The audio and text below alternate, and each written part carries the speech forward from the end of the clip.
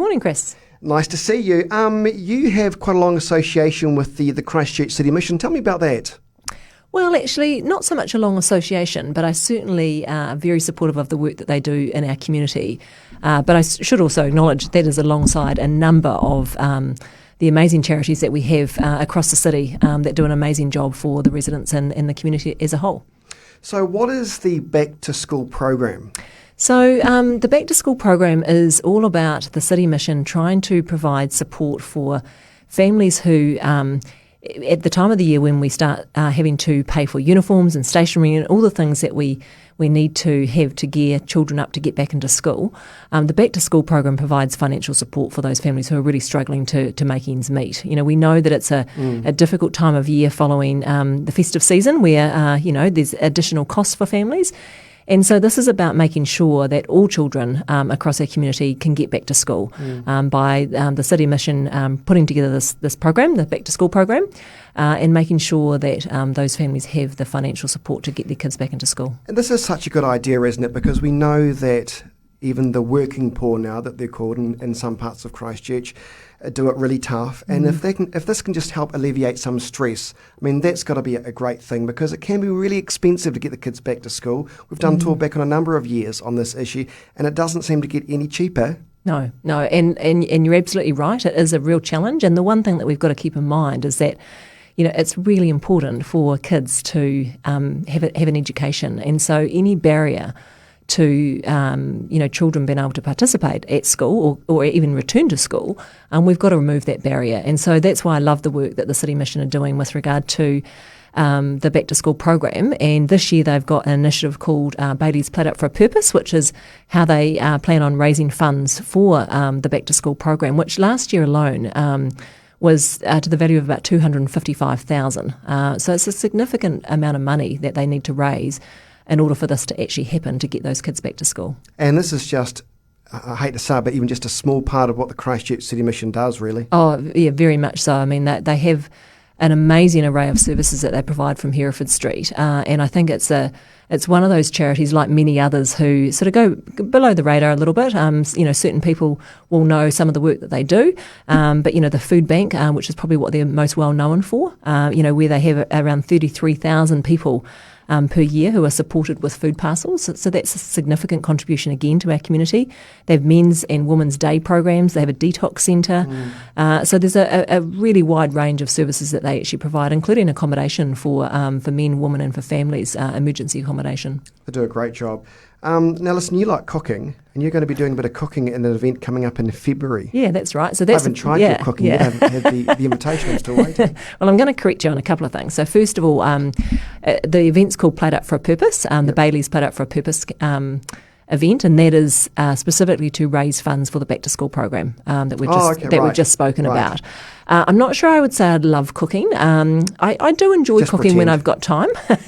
But this initiative is basically there will be, I think, about 18 CEOs across Christchurch who are cooking for 180 people on the 29th of February, I believe it is. I'll just turn the page here.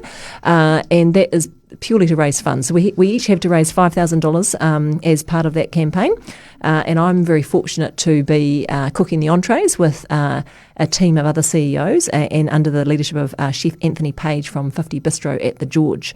It's going to be a really exciting night. This is a big event where we get to try our cooking skills. Hopefully, under the expertise of our chef, will do us a great job. And if people want to get involved in this or donate, what's the best way to go about that? So there is a Give a Little Bayleys Plate Up for a Purpose page where you can log on and you can choose the CEO that you would like to support.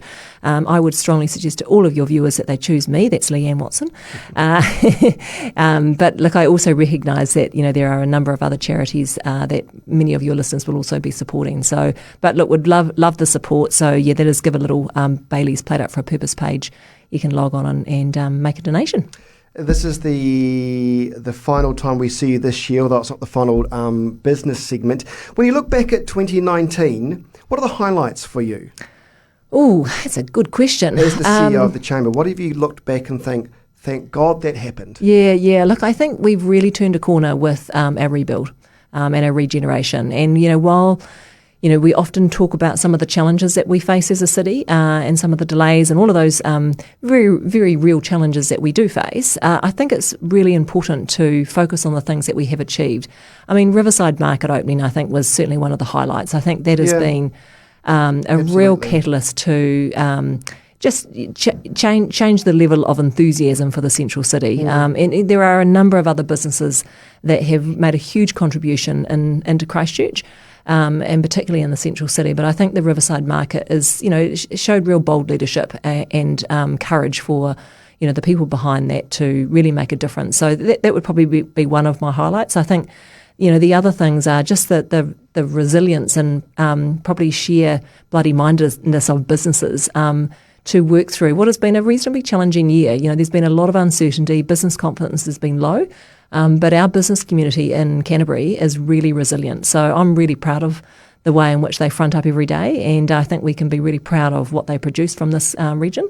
So I think that's a real highlight as well. That's a fair point. I would also encourage people to have a bit of a shop around at some of the very small owner-operated businesses in the central city. There's some absolute gems in there now. Oh, there sure is. And, if you don't want to get to your malls because it's going to get tougher and more people, mind you, having said that, the central city is more alive too at the moment, but there's some lovely wee sort of smaller gift and craft shops. Yeah, and I would encourage people cool. too to get through some of the little alleyways, because some of those little areas are a little bit unknown. So go exploring. The alleyways around Riverside. There's a number also in the BNZ Centre and the ANZ Centre. There's a number of little really neat bespoke retailers that you don't get anywhere else. There's a wee gift shop. I've even bought my family member a present from there, and it's stuff that you don't get at some of the big conglomerates, because I love the fact that the owner-operators, they're choosing very specifically what they like that kind of matches the vibe of their place. There's a wee gift shop I love. I think it's the ANZ Centre.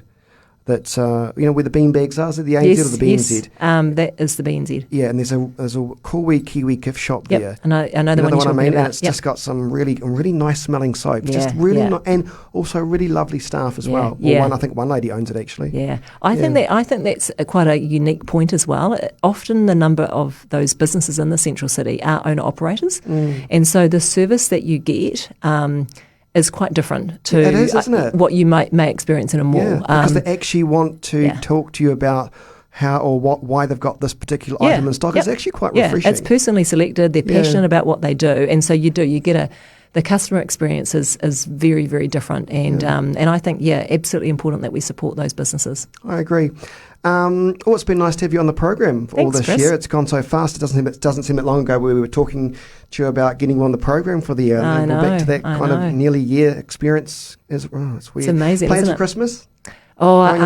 He's staying around for Christmas Day, and then probably heading south with half of Christchurch down to Wanaka. Yeah, can't wait. You love Wanaka, don't you? Yeah, I do. It's one of my special places. Is it busy though?